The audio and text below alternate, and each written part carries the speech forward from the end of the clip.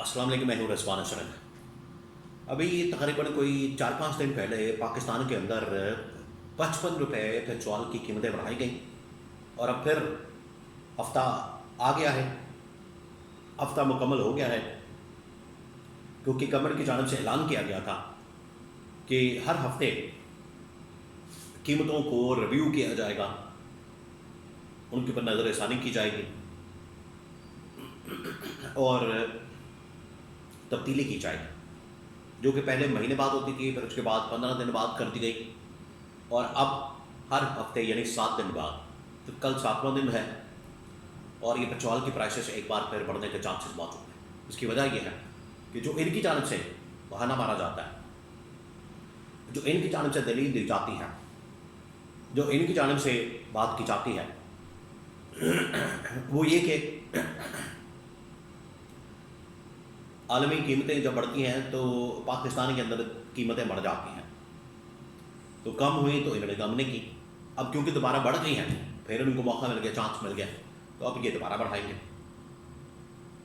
तो क्या 500,000 रुपये लीटर पेट्रोल पाकिस्तान में हो सकता है? इसके बारे में बड़ी अहम तरीन मालूमात। अगर ये होता है तो फिर उसके बाद आवाम का रिएक्शन रद्द-ए-अमल क्या होगा, इसके बारे में बड़ी अहम तरीन मालूमात। नंबर 3, मोहम्मद बिन सलमान को जो ऑफ़र दी गई उसके पर मोहम्मद बिन सलमान का रद्द-ए-अमल रिएक्शन क्या है,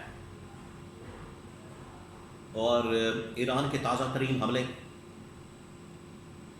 जिसमें अब नए हॉर्मज़ को टारगेट किया जा रहा है, वहाँ पर जो भी ऑयल टैंकर्स, कंटेनर या जहाज़ गुजर रहे हैं, इसके अलावा इसराइली एयरपोर्ट उसको तबाह किया गया है,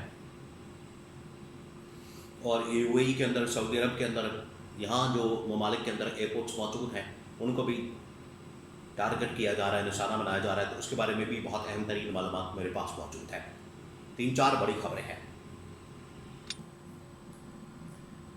सबसे पहले जो बड़ी खबर है वो ये कि पाकिस्तान के अंदर इनकी जानब से जो ऐलान किया गया कि हर हफ्ते हम कीमतों का तयन करेंगे, कीमतें रिव्यू करेंगे और हर हफ्ते बाद जो है वो कीमत डिसाइड की जाएगी। जो पहले महीना होता था, फिर 15 दिन कर दिए गए और अब हफ्ता कर दिया गया, यानी 7 दिन बाद। तो 7 दिन मुकम्मल होने वाले हैं, कल मुकम्मल हो जाएंगे, क्योंकि हफ्ते की कीमत बढ़ाई गई थी और कल हफ्ता आ जाएगा।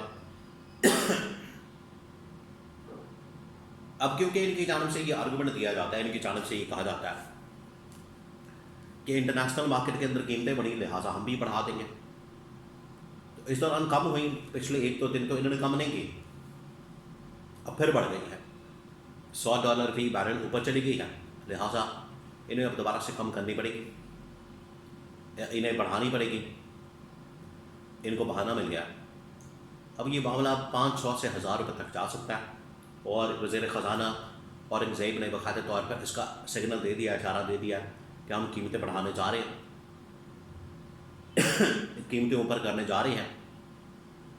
और आप समझेंगे ये ईद का तोहफा है लोगों के लिए, इन्वर्टेड कॉमास में,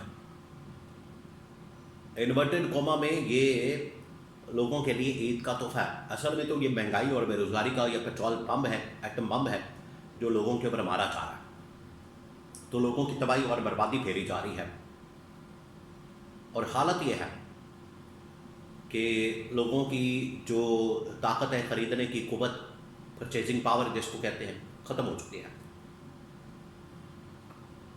इस बार बाज़ारों में, मार्केटों में बिल्कुल रश ना होने के बराबर है। जो 3-3, 4-4 सूट लेते थे वो एक सूट पर आ गए हैं, 2 पर आ गए, 1 पे आ गए, और जो 1 लेते हैं वो क्या गुजारा करेंगे, आप खुद तसव्वुर कर लें। जो इन्होंने, हुकूमत ने पिछले तकरीबन तो 3-4 महीने से, 6 महीने से पूरी किस्म की कारकर्दगी दिखा के, नालायकी, नाअहली की वजह से आवाम को जिस तरीके से उनकी ज़िंदगी को हराम किया है, वो अब आपके सामने खुल के आ गया। और ये एक बार फिर से कीमतें बढ़ने जा रही हैं। कौम इंतज़ार में है, पब्लिक इंतज़ार में है, लोग इंतज़ार में हैं कि कब किसी की जानिब से कॉल आए, कब किसी की जानिब से एहतजाज की कॉल दी जाए, आवाज़ दी जाए।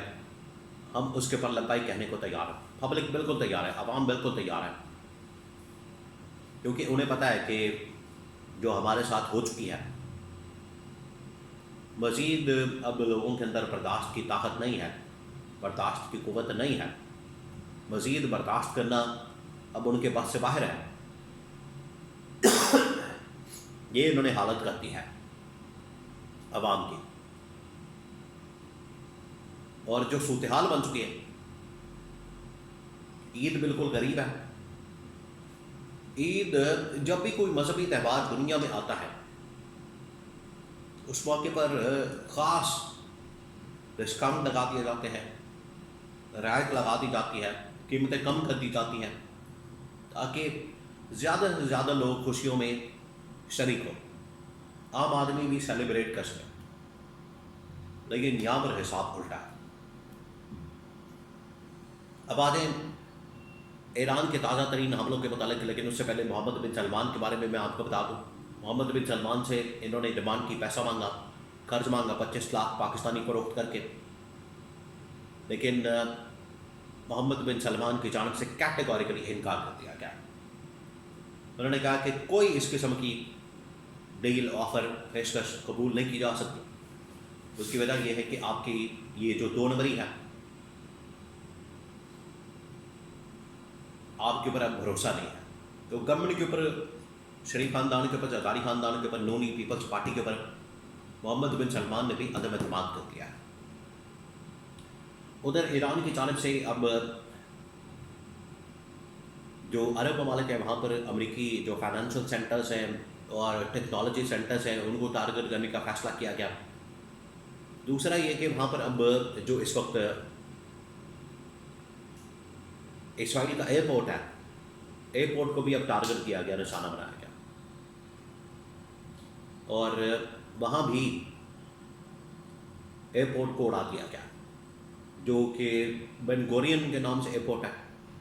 ایئرپورٹ کا مکمل تباہ و برباد کر دیا گیا. یہ لیٹسٹ اپڈیٹ آئی ہے.